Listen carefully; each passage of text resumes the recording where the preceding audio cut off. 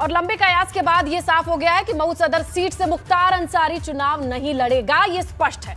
मुख्तार के बेटे की बात कर ले, क्योंकि अब्बास अंसारी ने सुभासपा के टिकट पर नामांकन दाखिल कर दिया है। वहीं अगर सूत्रों की माने तो कोविड प्रोटोकॉल और लगातार पड़ रही छुट्टियों के चलते मुख्तार अंसारी का जो पर्चा है वो बांदा जेल में जाकर भरवाने में पेच फंस गया और इसीलिए मुख्तार के बेटे अब्बास अंसारी ने मऊ सदर सीट से सुभासपा की ओर से पर्चा भर दिया है और भरा है। और अब्बास अंसारी के नामांकन दाखिल करने के बाद लड़ाई बड़ी दिलचस्प हो गई है, क्योंकि देखिए ना, बसपा ने प्रदेश अध्यक्ष भीम राजभर को मऊ सदर सीट से मैदान में उतारा है। भाजपा के अशोक सिंह हैं जो प्रत्याशी हैं। वहीं कांग्रेस ने मानवेंद्र बहादुर सिंह को मऊ सदर सीट पर अपनी दावेदारी के लिए उतारा है। तो कुल मिला के देखिए, यहाँ मामला चतुष्कोणीय भी होगा और अब ऐसे में जितनी भी बड़ी पार्टियां हैं उनके बड़े चेहरे मऊ सदर सीट पर दिखेंगे।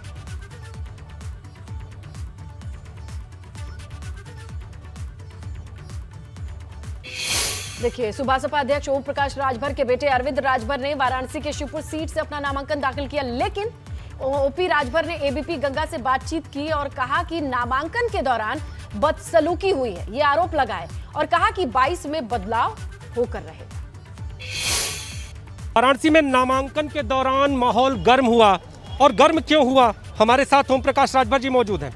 क्या हुआ था ओम प्रकाश? आज हम लोग नामांकन के लिए अरविंद राजभर को लेकर हम नामांकन में, मैं और वकील साहब और अरविंद, 3 लोग, चूँकि 3 लोगों की परमिट थी, 3 लोग अंदर गए, नॉमिनेशन हुआ। नॉमिनेशन के बाद जो हम लोग निकले तो कम से कम 500 लोग बैरिकेटिंग पर खड़े होकर के, हम लोग आगे आगे, अरविंद पीछे, बीच में वकील को, इस तरह की मुझे अंदर ही खबर लग गई।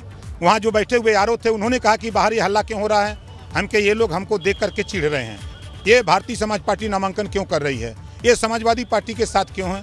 तो उन्होंने कहा कि तो उन्होंने डीएम से बात किया, डीएम को कहा कि वहाँ सुरक्षा व्यवस्था बढ़ाओ, लेकिन डीएम साहब ने इस पर ध्यान नहीं दिया।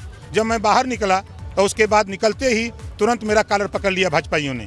जो इन लोगों ने मेरे साथ किया है, इस अपमान का बदला चुनाव में जनता इनको देगी। आप इसकी शिकायत करेंगे किसी से किए, या अगला कदम क्या होगा? नहीं, हम देखे शिकायत करके क्या करेंगे, सैया भय कोतवाल तो अब डर काहे का, मुख्यमंत्री वही, उनके मुट्ठी में। चुनाव आयोग से क्या शिकायत करें, जब चुनाव आयोग को पीएमओ दफ्तर तलब कर लिया गया। अगर चुनाव आयोग ने व्यवस्था दिया होता तो ये घटना नहीं होती। तो ओम प्रकाश राजभर जी इस पूरे मामले में अब आक्रामक हो गए हैं और इनका साफ तौर पर यह कहना है कि इस पूरे वाकये की शिकायत चुनाव आयोग से करेंगे।